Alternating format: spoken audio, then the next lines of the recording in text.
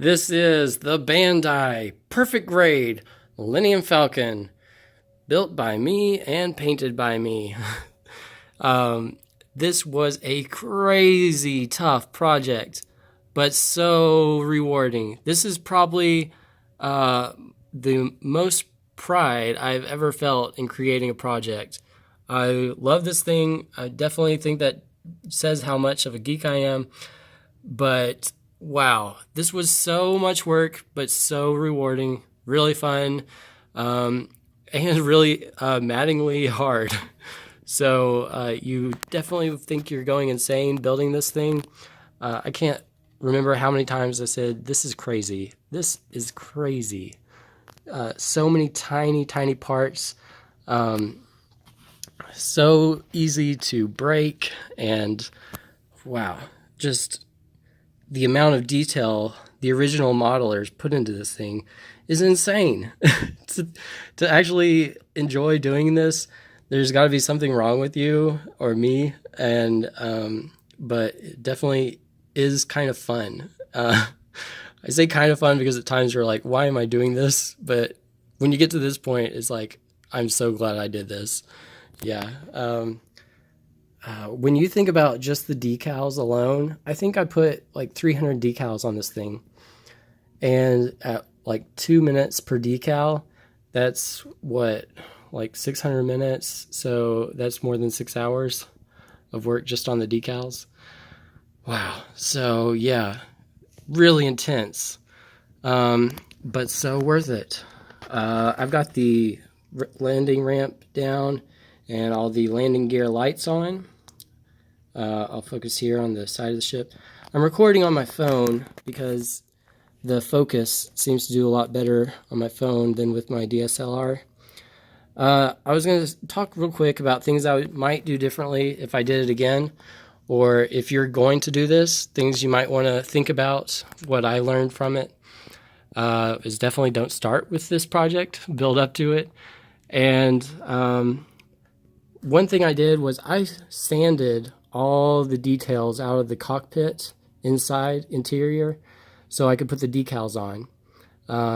I followed Chili Model Scale Models, their instruction video to do that, and I'm not sure I should have done that for the back part in this interior.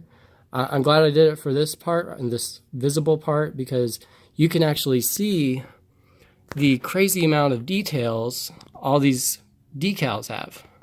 Like, it really is detailed. But when you get to the back part, it's only lit up by that light shining through in the back, and it doesn't really stand out on the decal. And I think if you just kind of dry brushed all these details that were protruding from the edges, because they actually 3D built all the little buttons into the side walls. If you dry brush those, I think it would make for a better look with that light shining on it. You'd actually see raised surfaces and buttons and stuff. And you don't really get that with the decals. So that's one thing I would do differently. You can also go to shapeways.com, I think that's where, and you can get like redesigned characters, like a different Luke and a different Obi-Wan Kenobi, maybe a different Han and Chewie too. They actually look better, but I think they're pretty expensive for what you get. They're really tiny, and they're like $30. So you have to kind of play around, like, is it worth it? But if money's no object to you, go ahead and do that, because it's totally worth it in the end, because you're only going to do this once in your life. And you might want to make it look the best you can. You can also go online and find places that have computer chips that'll have sound in them and do different things with the lights. You can light the gun turret. I didn't do any of that because I want to do minimal lighting, because I just don't play around with the lighting that much. It's a nice little thing to show off to people, but like 99% of its life, it's just going to be lights off on display. So that's kind of all I would do differently if I did it again. I might do some of these things. I'd be more careful with the antenna dish. I think the decal is on the wrong side because I wasn't paying real close attention the entire time I was putting it together. Also, want to be really careful cutting out the greeblies. The smallest piece I think is L2 16 and 15. It's on the underside, so it's not a big deal that it broke, but it's this tiny little U thing, and this little thing snapped off. So, sorry, I don't want to flick up. So only one of them is on. But it's under there, and it's like right there, and it's the smallest piece on the ship, and it's really hard to cut out. So things I'm glad I did. I'm glad that I airbrushed all the panels on instead of using the decals, like the red panel decals and the blue panel decals. Not blue, but like dark gray blue. I used a lot of masking tape and kind of airbrushed different colored panels on a lot of panels. So I really like that airbrush look much more than the decal look. That's how the original sculptors did it, or model makers, I guess. And I just think that's a more true look. So yeah, I'm glad I did that. I do have one panel. I don't know if you can see it down there, but that red panel is actually a decal. I wanted to just see what one decal would look like. So I really like to experiment. So that was my experiment on this. I thought it looks okay, but not crazy good. So yeah, the other thing I'm glad I did is I worked on the bottom before I worked on the top, just to make sure I got my weathering process down pat before doing the part that you're going to see most. And so by the time I got to the top, I felt like I really had the weathering process under my tool belt, and I'd had enough experience that I wasn't going to mess up. I don't think I did mess up on any part of it, which is pretty awesome. I don't think I did. And if you do mess up, you got like a paint thinner you can use to kind of make mistakes go away. I've used paint thinner a couple times, but overall in the finished product, I don't think I have anything I messed up on too much. Here's the tools I used.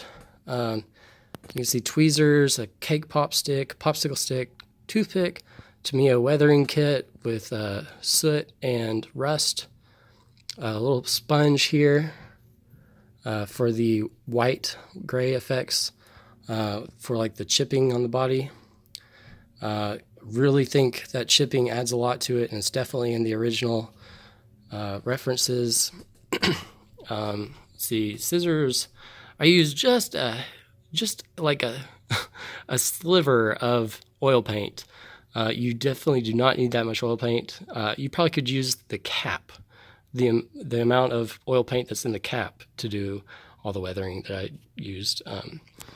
So that's just leftover from years ago. Lots of masking tape, a Dremel, primer, Tamiya panel line accent, black, brown, and dark brown. For the paint brushes, I definitely used this brush and this brush the most. And this is a stiff bristle. It's short, stiff bristles. It's a real cheap brush, and so is this one, but it's a tiny, soft brush. And that I did most of my detailing with. Q-tips. I used white gray, black, and like a light gray or sky gray for most of the painting. This is the alternate docking ring thing. Not docking ring, landing platform, I guess. I don't know what's the word for that. But you can also see the photo etch parts. I used a little bit of super glue on those. There's my paint thinner. There's the razor blade. The decals, the red decals over here on the docking rings, I had to cut the edges off those because they overlapped the edges. I had to cut them off. I could not get them to stick on the, or like around the edges. I did have some like decal glue, and that still didn't work. I used a lot of decal glue in the cockpit, and I don't like decals that much. But yeah, I muted all the colors. You can use the decal panels as reference, or you can use like reference photos. And I felt like the reference photos, these yellow panels and tan panels, like right here, right here, I felt like the decals, they were too intense. And so I went with a layer of I followed the decals first, and I looked back at it and was like, no, I don't like how that looks. So I did a thin layer of white gray over top of them, and really just kind of made them blend into the rest of the ship. And I'm glad I did that. I thought it looked too much like a toy, and I also definitely did that with this little yellow streak right here. I don't know how you would do that with the decals. That's all those race surfaces. Really tough to do that with decals. This was the first panel I tried to chip and weather, and you can tell because it doesn't look that great. But by the second time I was chipping panels and stuff, I felt like I really got the hang of it after the one panel.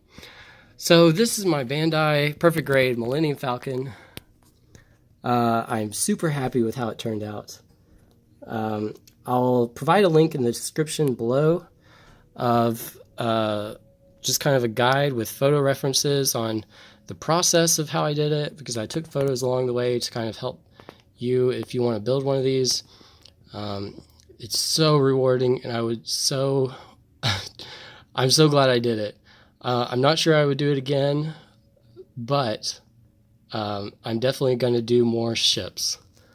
If you see down there, Shuttle Tidarian is next. So that's going to be fun, but I doubt it will be this hard. This was so much fun. I'm a little crazy for saying that, I know, but it turned out so awesome. Let me get one more shot from here. You can see the engine panels and boarding ramp, a little bullet hole weathering down there, not bullet hole, laser blast. And the one last thing I would do differently is I would try to block out light holes a little bit better, because like if you see there, light escapes through that part, light escapes through little cracks in this thing. So yeah, I would just do a little bit more like electrical tape on the inside to keep light from escaping. But little things, and I just have to say, I feel like I graduated college when I finished this. It was so much fun. This is okay. Stay tuned for more videos. Thanks for watching. And stop on over to my website and see some more photos and get some help for your project. Thanks for watching, and I'll see you next time.